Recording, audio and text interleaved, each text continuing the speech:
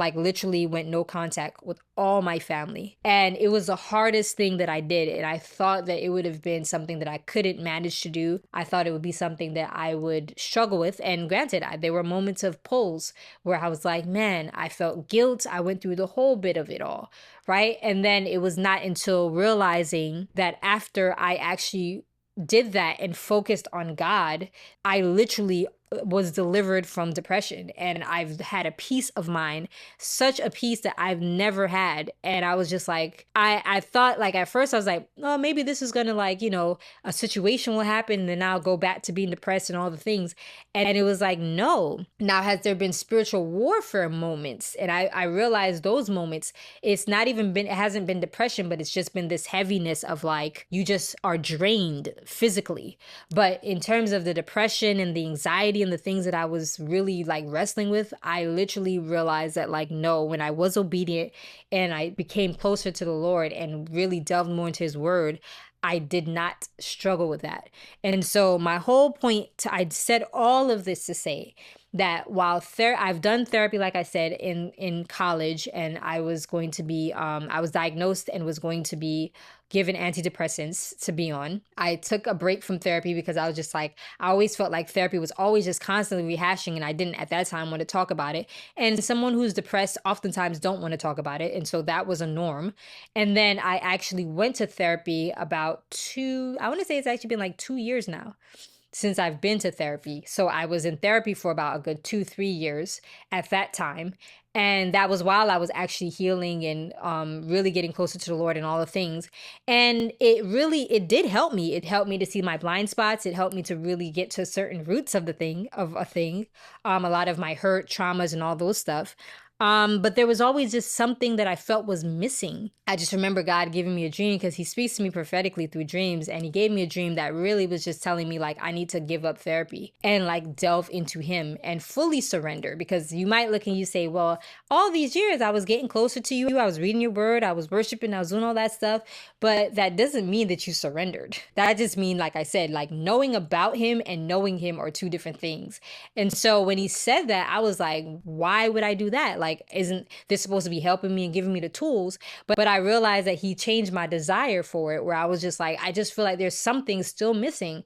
And I thought I needed to go into life coaching, went into that, and that did its thing and it gave me tools, but it just wasn't the thing that I needed. And so when I actually gave up those things and I really just delved into his word, and then I went through discipleship, which was further delving into his word, going through Bible study, all of that stuff, I realized that that's what I was seeking. That's what I needed. That's where the breakthrough was. Even so much so that in so many ways, he's shown me the real root of things. Where therapy couldn't show me the full root, he showed me the full root. And I think that's the thing why I want to stress this, like, not saying that you shouldn't do therapy, because I feel like there's a season for everything. And again, these things are tools. So it's okay for you to do therapy if that's what you're considering. Just don't depend on therapy, because what I learned, the things that gave me freedom, the things that really were delivered from me, was through his word, where he showed me the real root of stuff. Like, therapy can only show you but so much, because you have to give an account to what your life was and what your past was. And there's just some things we might not remember, some things we might just repress and don't want to talk about. And then there's some things we just forget and be like, I'm just done with it. And so if you're not really giving a full account of your past and a full account of all the things, then you're not really healing at the real root. And so that's the limitations of therapy, because the therapist can't know past what you tell them. Unless a therapist is a believer and they have the spirits of discernment and they have the word of knowledge, they won't know. And so that's the limitation of therapy. And so while we have the culture of Jesus and therapy, I hope that we're careful not to replace Jesus with therapy, because therapy is a limitation. Therapy has a ceiling based on, again, like I said, based on what you tell them. But the word of God, it's, again, active and it's living, and it knows how to get to the root of everything. I've learned so much just through discipleship and just going into the word of God, where I've learned generational things that I didn't realize were things that the enemy was just trying to repeat in my life now. And I didn't realize the root of certain things that I thought I dealt with, or that I forgave, or that I let go, that I realized I didn't. Like, there was still something harboring there. There was still a bit of unforgiveness there. There was still rejection, or whatever it is that was there.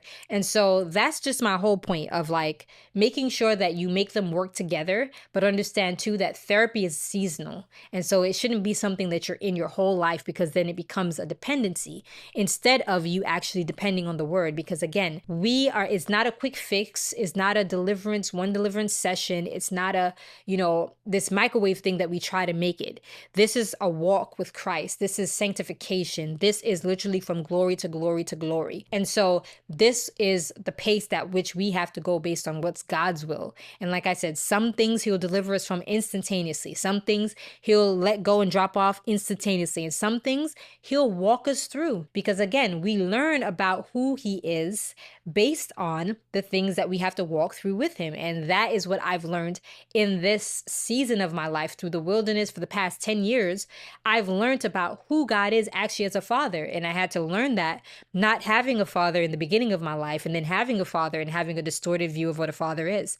And so I had to learn God. And unfortunately, a lot of the times learning about him is in hard situations. And because we run from that, we oftentimes don't get to know who he is. So we know about him. We can go out there and we can make disciples. We can go out there, we can quote scriptures. We can go out there and we can tell God that God is a redeemer. He's a provider. He's all these things because we read about it. But do you know who he is? Do you know that he's a God who sees? Do you know that he actually does provide when you have no options, and that you have nothing, that like you can scheme, you can scam, you can take opportunities, you can go after everything you want. But if you settle in him and he tells you be still, do you know that he truly provides?